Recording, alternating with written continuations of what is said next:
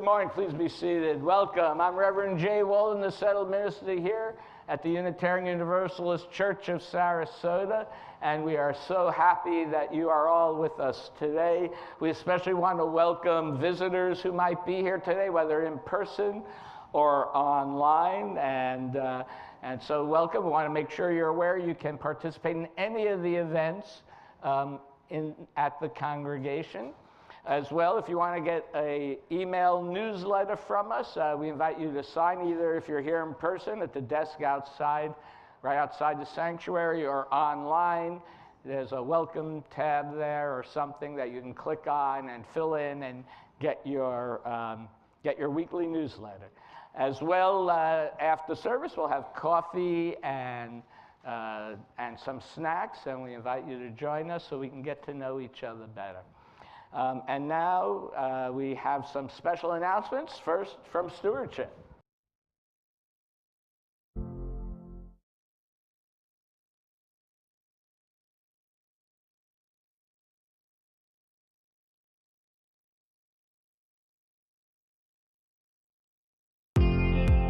Schoolhouse Link is a social justice project dedicated to helping eliminate child hunger in Sarasota County. Our congregation provides homeless children with food baskets for emergency situations and welcome home baskets for families who have just found housing. Over the past year, the UU community has supported also youth in a number of ways.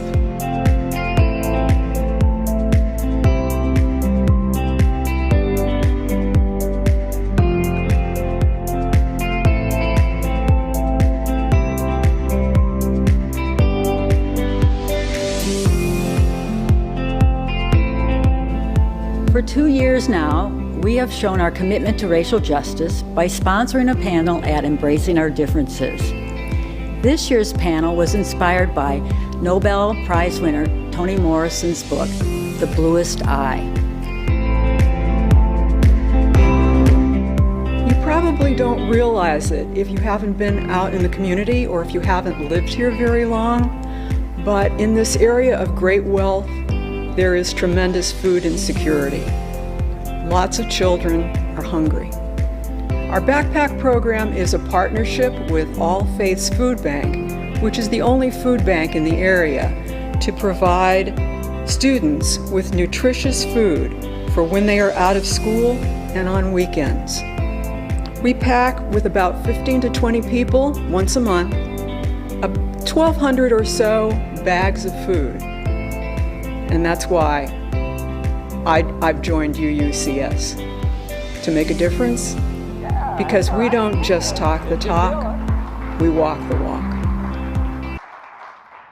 And so, if you have not, we invite you please if you are willing, to pledge as generously as you can. You can pick up if you have not done so yet, or if you want to increase your pledge. I don't want to say if you can pick up one of these cards and increase your pledge as well. But please, it allows us to get our budget in order and plan for what we can spend for the next year. So we would appreciate if you could fill those out. Another announcement we have is from the Art Council. We want to invite you to stop in the Lexau Gallery, which is the building right across from the sanctuary here after the service, for an opening reception for Her Shoes in the Alley, an exhibit of photo-based art by UUCS member Donald Diddams. Don says, I work with images to show not only what I saw, but also of what I felt, including questions about our values and beliefs and our future during this time of rapid change. The exhibit also includes several sculptures by artists, I hope I pronounce this correctly, Cheryl Shakanovsky. She's a multi-award-winning sculptor and portrait artist whose passions are realistic, figurative work, and portraiture.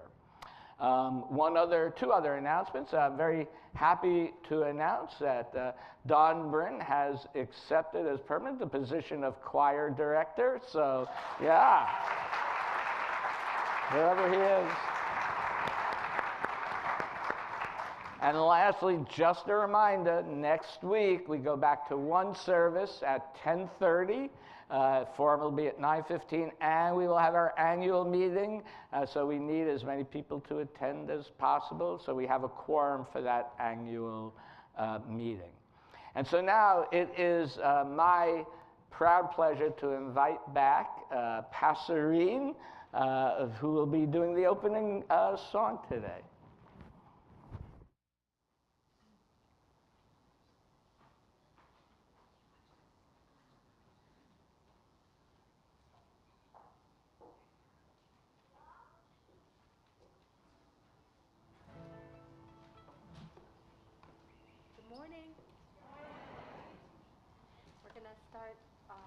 Our first song is called Across the Great Divide, the Kate Wolf song.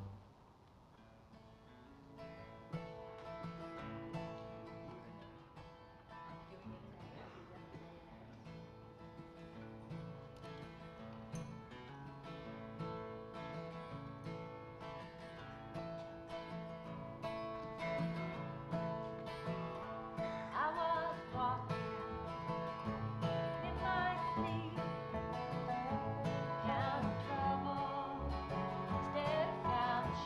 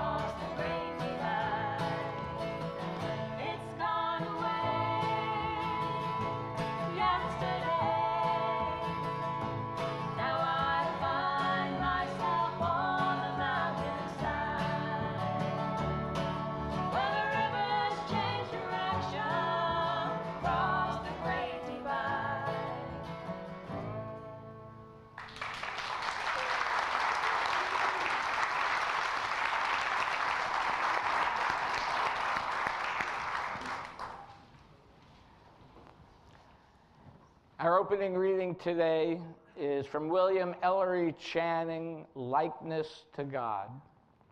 I must revere human nature. I bless it for its kind affections, for its strong and tender love.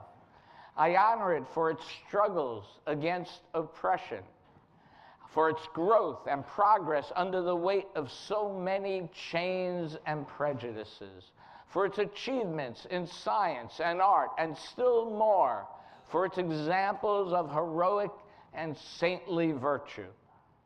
These are the marks of a divine origin and the pledges of a celestial inheritance. And I thank God that my own lot is bound up with that of the human race. And now we invite Henry, will be coming up and lighting the chalice. As we light it, I ask you to join me in the words of affirmation which are printed on the order of service and on the screen behind me. As we light this chalice, the symbol of Unitarian Universalism, we affirm our third principle, acceptance of one another and the encouragement to spiritual growth in our congregation.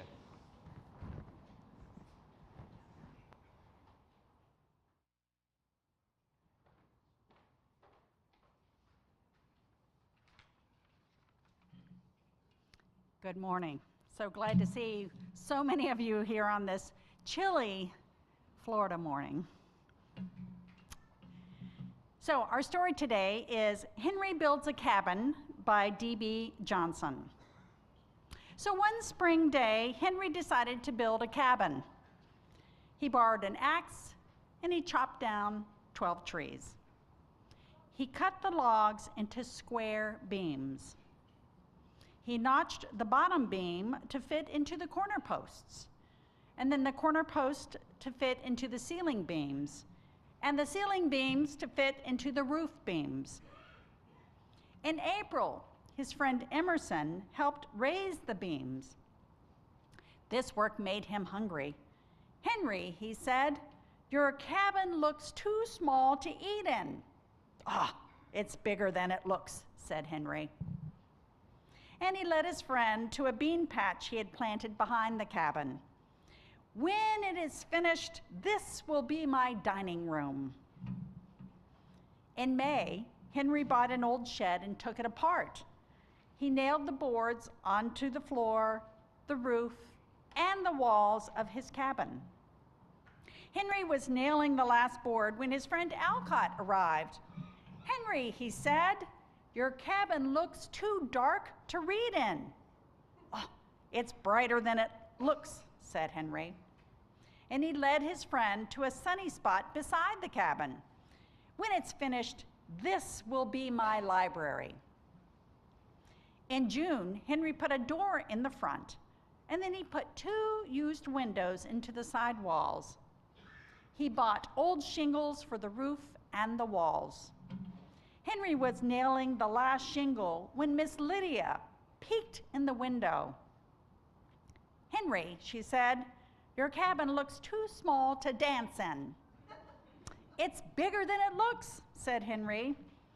And he led her to the front of the cabin where a path curved down to the pond. "When it's finished, this will be the ballroom with a grand staircase." So on the 4th of July, Henry moved into his cabin. He ate beans in his dining room. He read in his library. And he danced down the grand stairway to the pond. And when it started to rain, Henry ran back to his cabin. "It's bigger than it looks," he said. "This is just the room I wear when it's raining."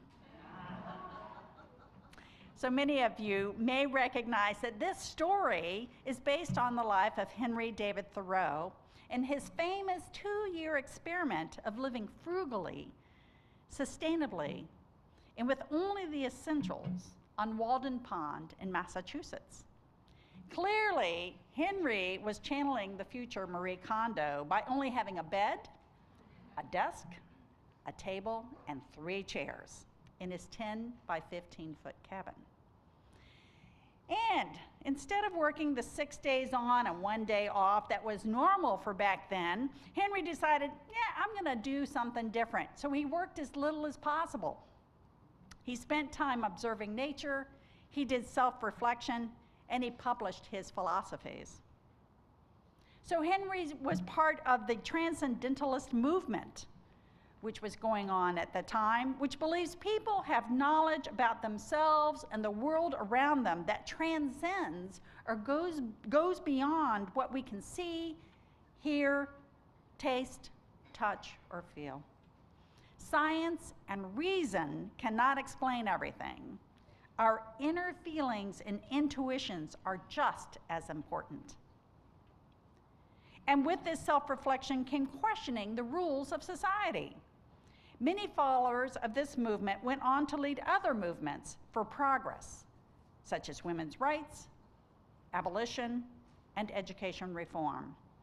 And even though Henry became one of the original nuns, as in N-O-N-E, by quitting his Unitarian faith and all religion, it is clear that the influence he and the other Transcendentalists have on our current principles and purposes for today. So nature is a big part of this movement, and I want to encourage all the adults here to join us for a spring equinox celebration next Monday from 5 to 7 p.m. And now I invite our younger UUs to join me in the West Wing, where we will continue our discussion on vulnerability and the hoodwinked effect. Thank you very much.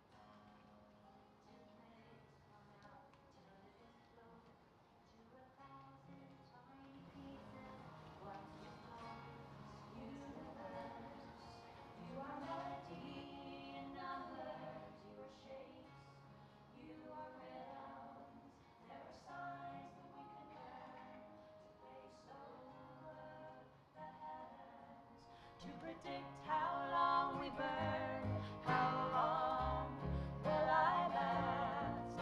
Can I turn up the heat? What stars am I circling? What's circling me? Am I ebb? Am I flow? My lack of control. Turn it on, turn it up. Say yes, play no.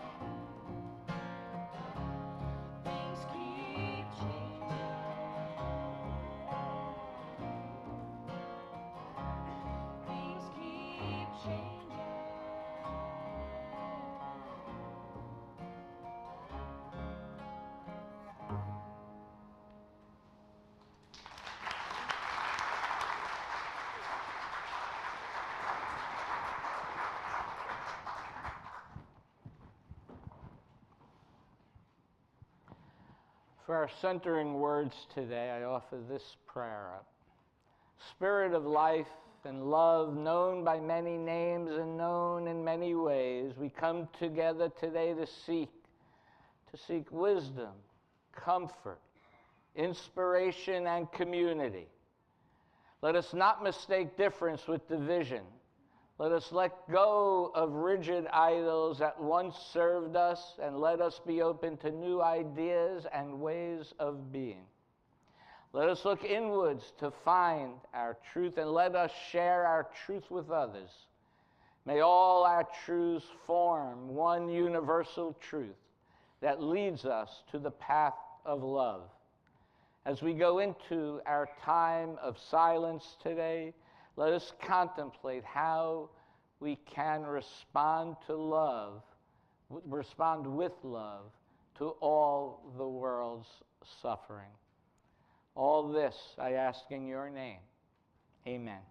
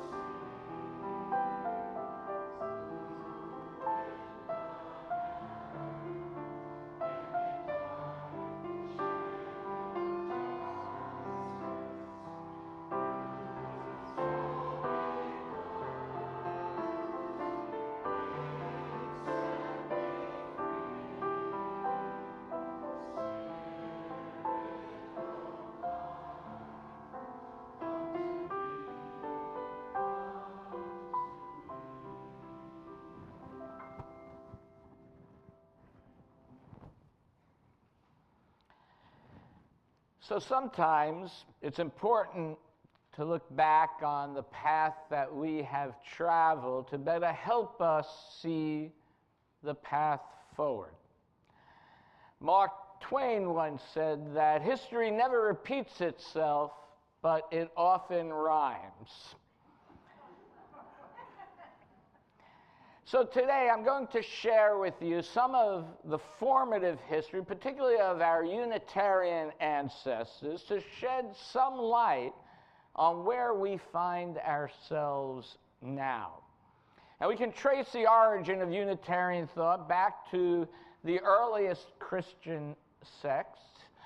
Actually, Trinitarianism, the belief in the Father, Son, and the Holy Ghost as God, did not become formalized until 325 at the Council of Nicaea, and then Unitarian ideas were suppressed thereafter. But Unitarianism became a formally named religion during the Protestant Reformation in Europe during the 16th century. Martin Luther was one of the leaders of the Protestant Reformation, and he challenged many of the practices of the Catholic Church. And with the advent of the printing press and rising literacy rates, he believed that everyone should have the right to read and interpret the Bible for themselves. Previously, of course, in Christianity, interpretation of the Bible had been controlled by Catholic priests.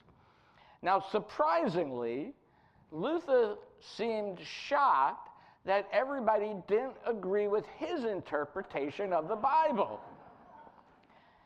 So, as different groups of people interpreted the Bible differently, separate denominations were formed.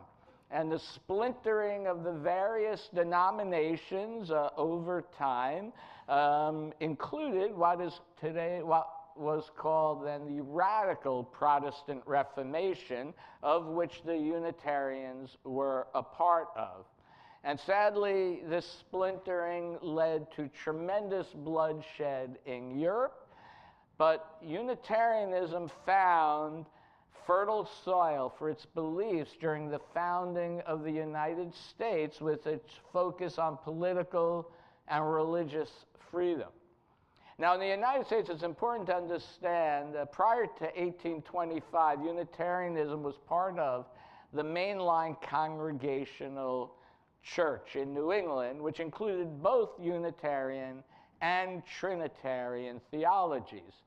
And different interpretations and thoughts emerged, which caused some fractures in the relationship. And even though there were theological differences, the seminal issue that caused and started the separation between the two was when Unitarian minister Andrews Norton was appointed the dean of Harvard Divinity School.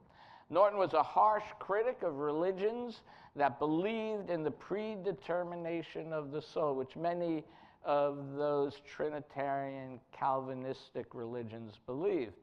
Norton's appointment led to the Trinitarians to start their own seminary, Andover Newton, and that heightened the ongoing friction between these two groups.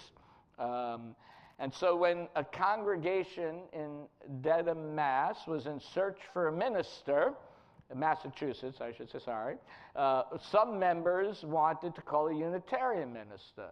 And this caused the Trinitarians to leave and start a separate congregation. Now, in the early 1800s, it's important to understand the governance of churches was very different back then. They utilized something called the Standing Order of Churches, and everyone in town was part of the standing order, whether they went to church or not, and they were taxed by the town, and that tax money went to the churches that were in the standing order. And so when the Trinitarians left to start their own congregation, a conflict arose regarding who would receive the tax revenue, more importantly, who would receive the building, and then even the silver communion plate, which the Trinitarians ran off with. This dispute actually went all the way up to the Supreme Court, and in 1818, the court found for the Unitarian congregants who stayed in the building. Now, if this court case was decided differently, it is possible we would not be a separate denomination today. So Supreme Court justices do count. I'm just going to say that, as we found then and today. And this decision, though, accelerated the separation of the Unitarian, Trinitarian congregational churches. And in 1825, the American Unitarian Association was formed.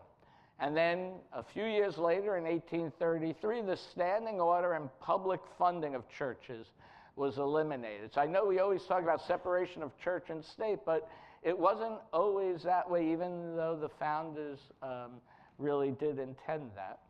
But another interesting fact, the silver communion plates were never returned until they mysteriously reappeared 100 years later at a museum, and then they were returned. So I guess it took a whole generation, 100 years, for them to get over that. But this historical background that I'm giving you regarding the deconstruction of early American religion will help you, I hope, it will help you understand the challenge that the Unitarians faced when the Transcendentalist movement started. Approximately 10 years after the Unitarians formed their own denomination, the younger ministers started what was known as a Transcendentalist Club. You know, they would meet in people's homes, maybe start a dozen, including women and men, not just ministers. And you know, they would just sort of brainstorm what new things are going on in religion. And the Transcendentalists believed that religion should not create fear, but should inspire people to transform themselves. Transcendentalism's basic premise is that humans have within themselves a capacity to understand God without a mediator, without a priest or a minister, that they themselves could understand God.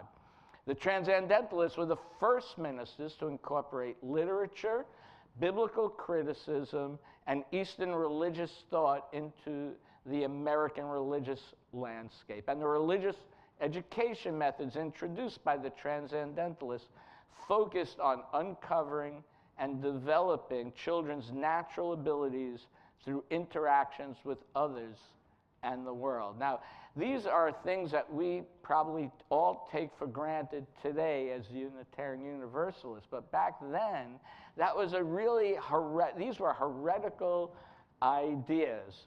And again, another major change brought on by the Transcendentalists was a focus on social justice. The theology was based on German idealism, specifically Kant's categorical imperatives, which I'll get to later.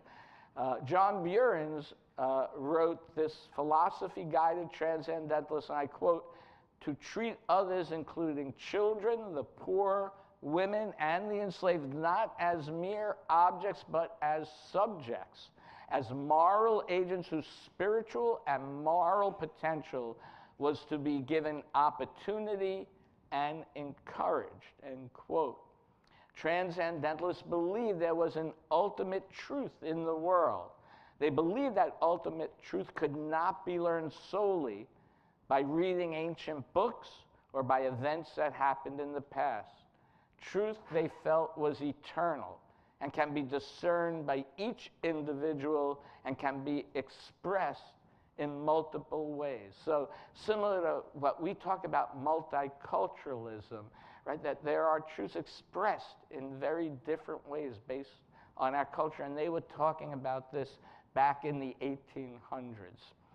But fresh from the wounds of splitting with the Trinitarians, the Christian Unitarians were now faced with the exact charge that was hurled at them from the Trinitarians. When you allow free religious expression, just how far down the rabbit hole are you going to go? And as we know now, pretty far down that rabbit hole. But fear rose up in those Christian Unitarians, and they in turn put pressure on the Transcendentalists to quit. And although the most famous of the Transcendentalists were Emerson and Thoreau, they were never really institutionalists. But there were many other ministers and lay people, especially women, who tried to institutionalize Transcendentalism. The most ardent and outspoken Transcendentalist minister, Theodore Parker, was a fervent abolitionist. And as they were trying to encourage him to leave, he once told the gathering of Christian Unitarian ministers that he would only quit if they admitted they didn't have the right to throw him out. And so they didn't, because they knew they didn't, because they were in relationship with him, and just because he had a differing opinion is not a reason to throw him out. So he stayed in relationship with them. Plus also his mother-in-law was like 90% of the budget of the small little church he was in. So that helped also. But eventually, he did leave the Unitarian congregation and went on to form his own independent congregation in Boston. This congregation became one of the first mega churches actually in Boston. And although it's sort of like a how big is the fish story, it's like I've read there are 2,000 people, there were 3,000, there were 5,000 people in there, but there were multiple thousands of people, whatever the number is, who attended his sermons, of which half of the people who attended were African Americans who came to hear his sermons on abolition. And it is said he preached 3 to 4 hours every Sunday. I promise you, I will not do that to you. I don't think you would stay if I did, honestly. But Unitarians would not allow that congregation into the association because they believed Parker was too controversial. Many adherents to Parker's Transcendentalist and Justice vision were forced out of their pulpits and moved west in order to preach their Transcendentalist message. Many of them formed the Western Unitarian Conference, which for a time separated itself from the Boston Unitarian hierarchy. Others formed a new denomination called the Free Religious Association. And one of the downsides of all those ministers moving west is in the Midwest, I remember I was from Iowa prior to here, I served. Many women, because they couldn't get ministers from the East, many women ended up leading churches in the Midwest. And so when all these Transcendentalists moved west, they ended up taking many of the church pulpits that the women had led. One day I'll do a sermon on the Iowa sisterhood. It's a really great story of women empowerment in ministry back in the 1800s. But over time, realizing the benefits and effectiveness of organizing power and money, Unitarian leadership sought to mend those fences. Henry Bellows, who helped create the National Conference of Unitarians, an institutionalist himself, realized where the energy and the future lay, saying, and I quote, "The real life in our body is in the heretical wing. If we cut it off, there is nothing to move with. My theological instincts and my Christian feelings are outraged by the rationalism of our young men. But as my whole practical nature and working instincts are equally outraged by the paralytic imbecility of our sounder and more Christian wing, I am not willing to rely on that for our future. We must solve our difficulties by ignoring our theological differences and finding in work a way out of our heresies and our deadness," end quote. You just don't see that phrase, paralytic imbecility, used all that often anymore, especially about your own denomination that you're talking about. But realizing this, that was when in 1898, the Unitarians agreed to a statement of non-creedalism, and the Transcendentalists and plurality of theology were embraced by Unitarianism. So it really wasn't until 1898 that we embraced this idea of pluralism that we now fully try to express and live out.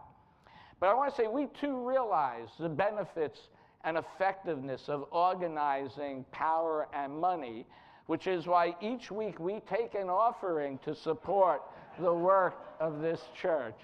So please be as generous as you can. For those online or those on your cell phone, there's a link on our YouTube video or on our website. So please let this sacred time begin.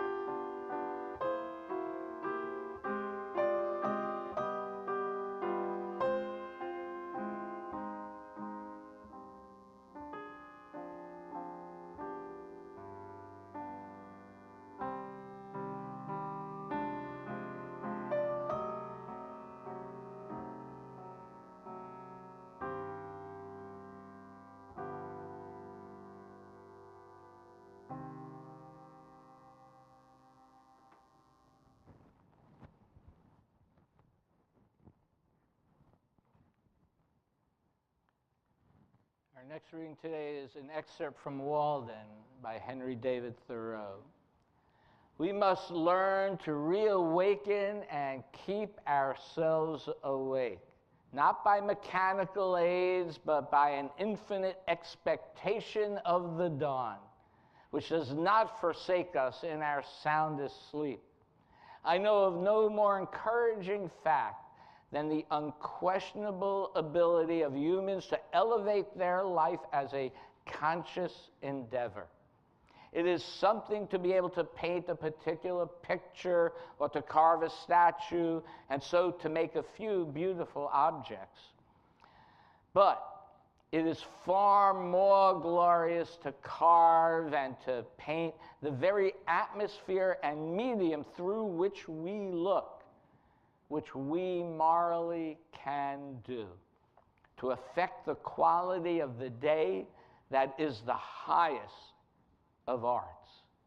Every human is tasked to make their life, even in its details, worthy of the contemplation of their most elevated and critical hour. And now once more, Passerine.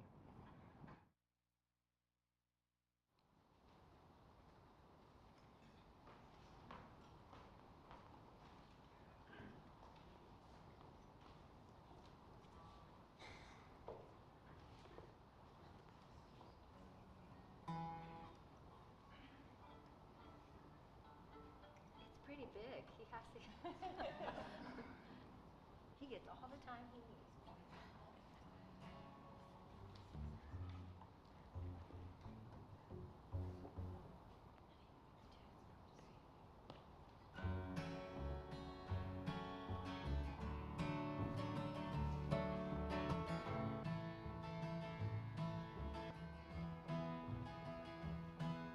You're waiting for day to end, wondering where your life begins.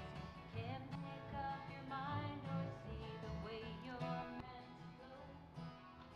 Clock ticking, the hours by, misplaced will to even try. Too many years behind you, too many dead end roads. Now it's time.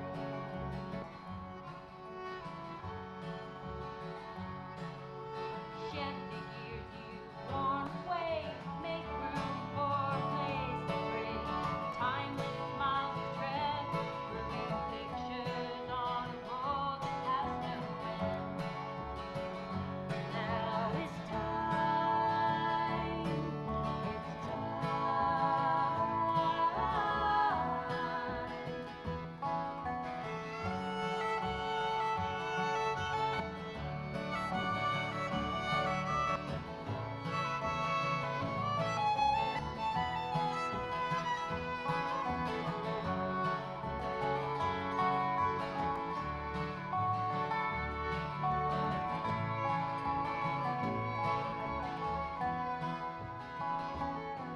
Not what you thought your life would be. Tend to look like you've yet to see. Bitter taste of memory, written in the passing of the time.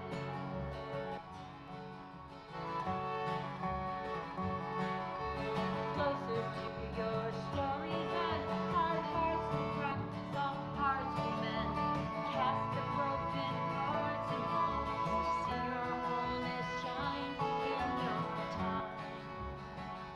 When it's time, when it's time, when it's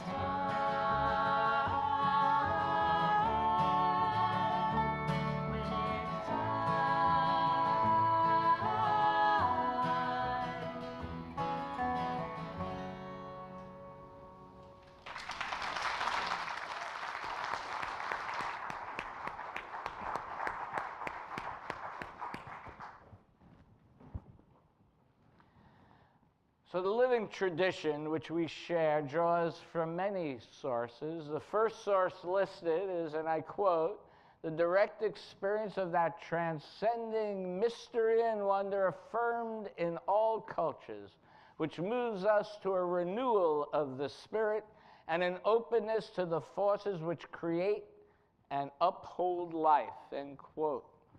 And I sometimes wonder how many people sat in an office for how many hours coming up with just this precise wording as a way to express what they meant by God. I think we are all beyond the concept, I shouldn't say this, but I am beyond the concept of God as an old man with a white beard hovering in the sky. But we should never be beyond the wonder, the magnificence, complexity, and beauty of the universe that we live in. From the sunrise to the sunset, to the sustenance that the earth provides for us, to the smile of a newborn child.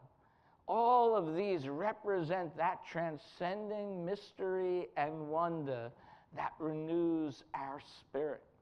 And I think it's natural for us to want to better understand ourselves and how we relate to our environment.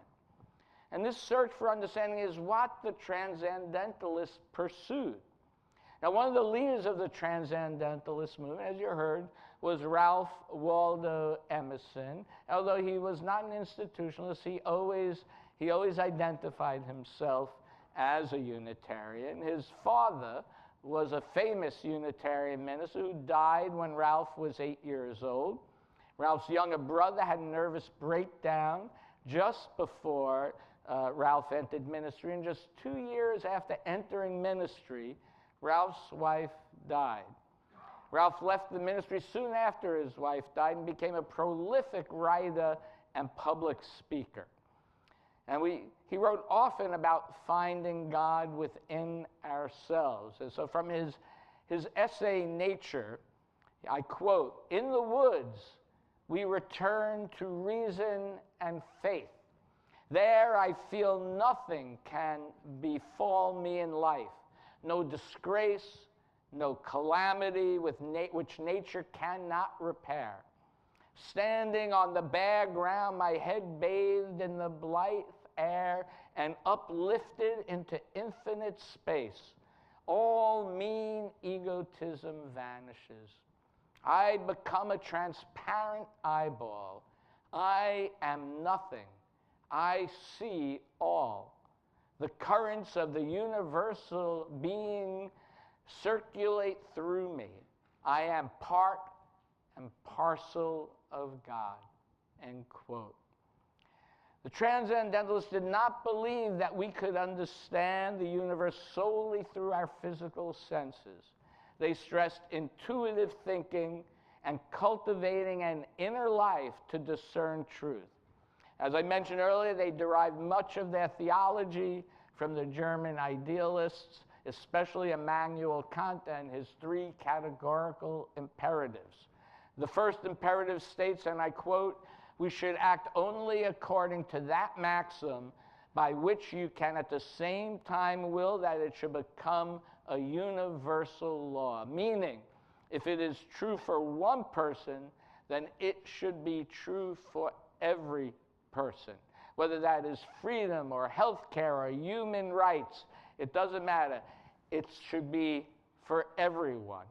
Thus, the universality of ethics. The second imperative states that we should act so that you treat humanity not as an end, or as an end, not as a means. Meaning every person counts. This is where we get our first principle, the inherent worth and dignity of every person. Every person counts. And the ends do not justify the means. It's our actions, the ethics of our actions that count, because we never truly know what the consequences are until we act. And the last imperative states, the moral law is not something that imposes itself on oneself from without, but is an expression of our own rational nature. Meaning, we have autonomy over our morality.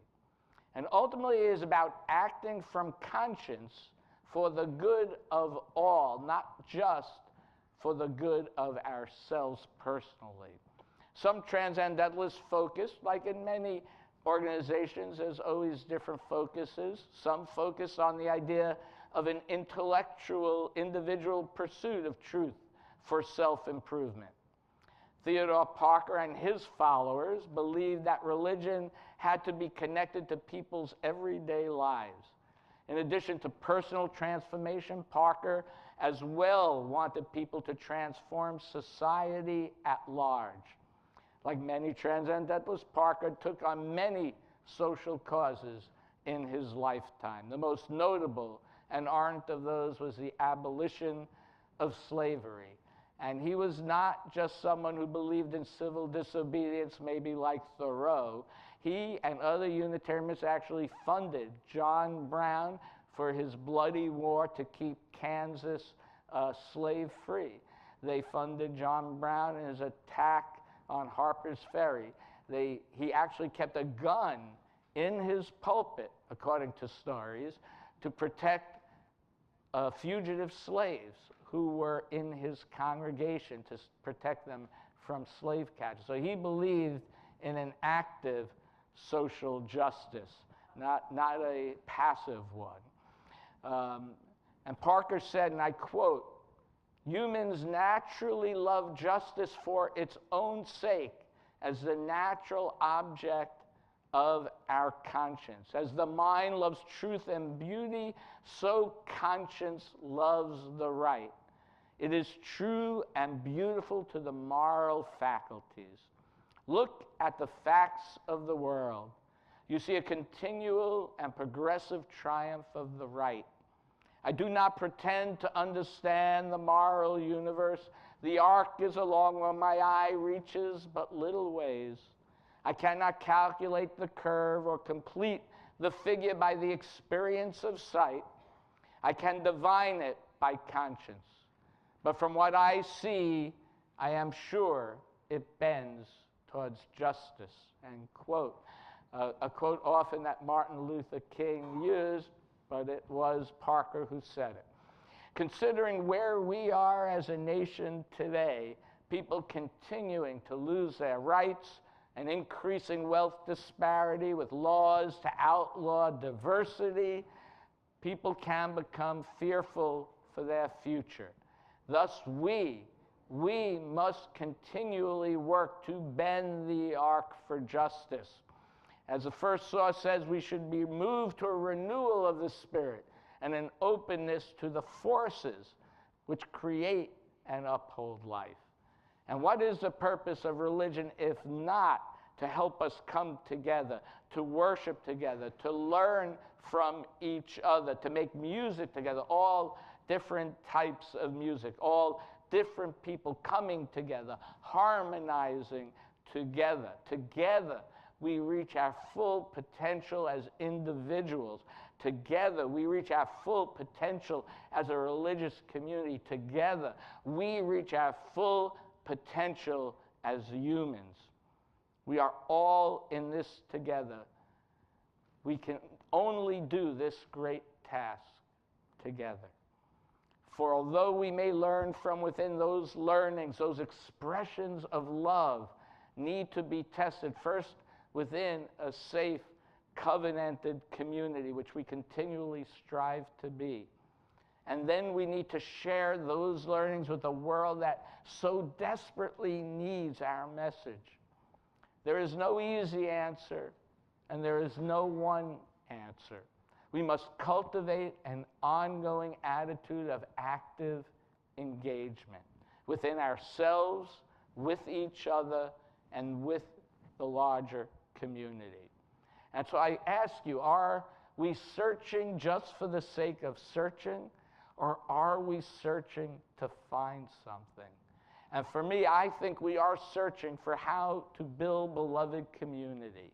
We are searching to make meaning in our lives.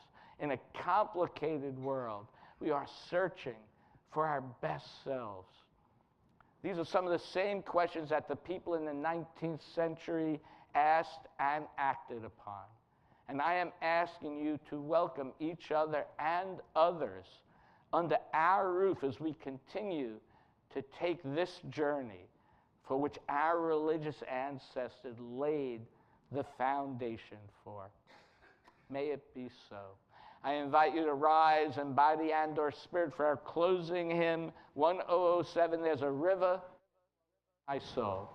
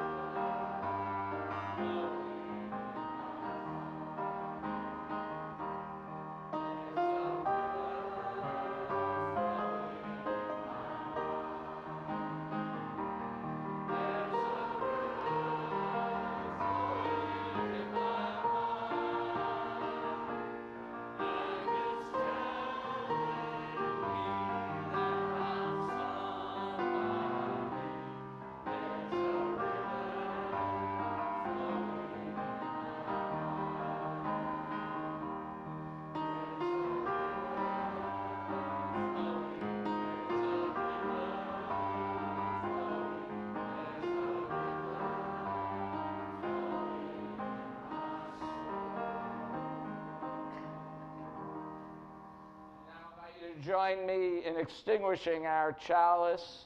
The words will be up on the screen. We extinguish this flame, but not the light of truth, the warmth of community, or the fire of commitment. These we carry in our hearts until we are together again.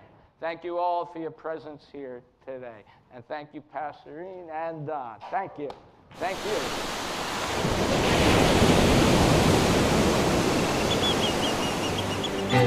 you.